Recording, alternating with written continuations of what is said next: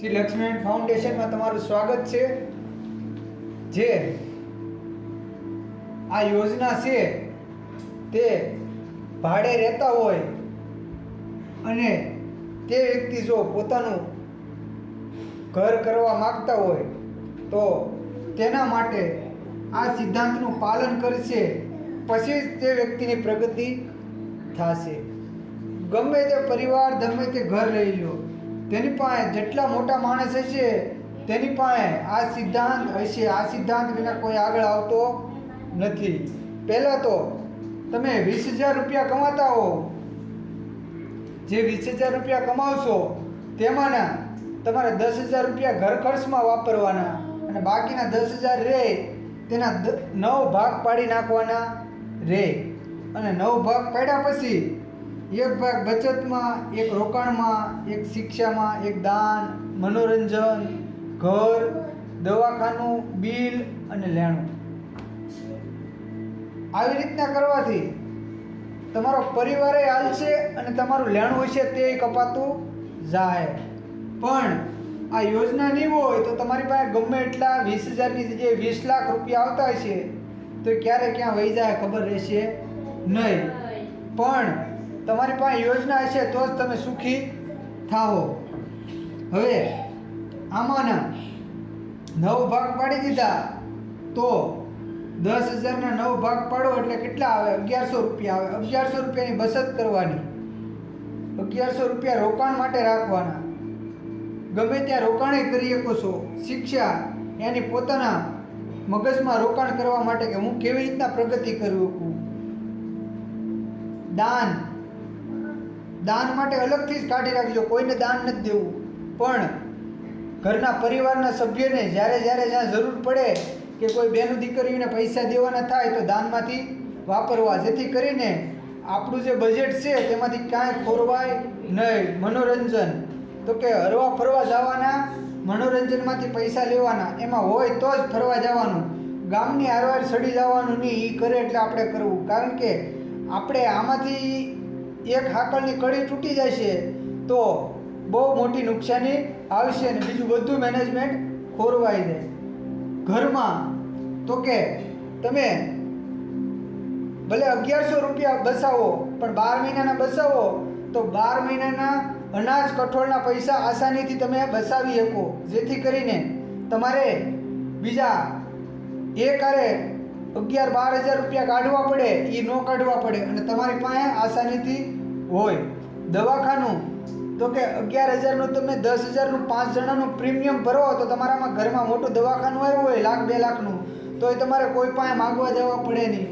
બિલના તો કે તમારું મોબાઈલ બિલ છે, લાઇટ બિલ છે કે પછી ગમે તે તમારા ઘરમાં વસ્તુ હોય, ગેસ બિલ હોય, એ બધાના બિલના પૈસા સાઈડ પર કાઢી રાખવા, જેથી કરીને તમે મનોરંજન કરી શકો અને બિલે ભરી શકો, બધું કરી શકો। અને લેણું હોય તો લેણાનો પણ એક ભાગ કાઢવો, જેથી કરીને તમારે લેણું પણ ઓછું થતું જાય। આ યોજના પ્રમાણે જે જીવે એને સુખી અને સમૃદ્ધ થતાં કોઈ રોકી શકતું નથી અને એની પ્રગતિ નિશ્ચિત છે અને એની પ્રગતિમાં કોઈ બાધા ન પહોંચાડી શકે। પરંતુ આ યોજના ફક્ત જોવાથી અને સાંભળવાથી કાંઈ કામની નથી, પણ જો તમારા જીવનમાં ઉતારો અને તમારી ઘેરે નાના ગલ્લા બનાવીને શરૂઆત કરો, જે પગાર હોય તે એનું આવી રીતના યોજના બનાવી અને રોકાણ કરવાનું, બચત કરવાનું, શિક્ષા, દાન, મનોરંજન બધું કરવા માંડો, બધામાં રોકાણ કરવા માંડો, જેથી કરીને 1 વર્ષ દિવસ પછી તમારી ઘરની ઓટોમેટિક પ્રગતિ હશે અને તમારું જીવન બદલાઈ જશે।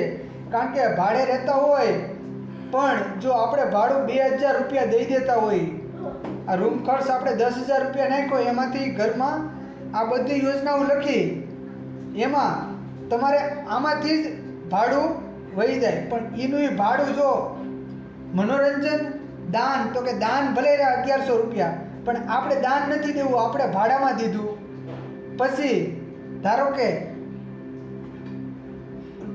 બચત તો કરવી જ પડે, ગમે એવી વીક પરિસ્થિતિ આવે તેના માટે। અને રોકાણ તો કે રોકાણમાં આપણે ભાડામાં વહી જાય, જેથી કરીને ભાડે રહેવાવાળા વ્યક્તિ કોઈ પણ બિલ્ડર હોય તેની પાસે પોતાનો ફ્લેટ લેવો હોય તો એની પાસે જઈ શકે છે અને વાત કરી શકે કે હું એટલું ભાડું ના ભરું, એની જગ્યાએ હું તમને એ લોન ઘોડે હપ્તો ભરી દઉં તો તમે મને આપો ખરા. તો જેથી કરીને તમે ઓટોમેટિક તમારી વાત માનશે અને જે બિલ્ડર છે તેવડા માટે પણ સારા સમાચાર કે તે વ્યક્તિ જે ધંધો હાવ ઠપ થઈને પડ્યો હોય તેના કરતાંય જે બેંકવાળા લઈ જાય, બેંકવાળા તમે લોન કરાવો એની ટકાવારી પછી એના ફાઇલના ચાર્જ કેટલોય ખર્ચો કરે એની જગ્યાએ એનો ફાયદો તમે જે છે એ બિલ્ડરને આપો, જેથી કરીને બિલ્ડરે તમને ફ્લેટ આપશે અને તમારો આસાનીથી સસ્તો થાય, બેયના પણ કામ થાય, લેવાવાળા અને દેવાવાળાના. તો આ યોજના જરૂરથી અમલમાં મૂકવી.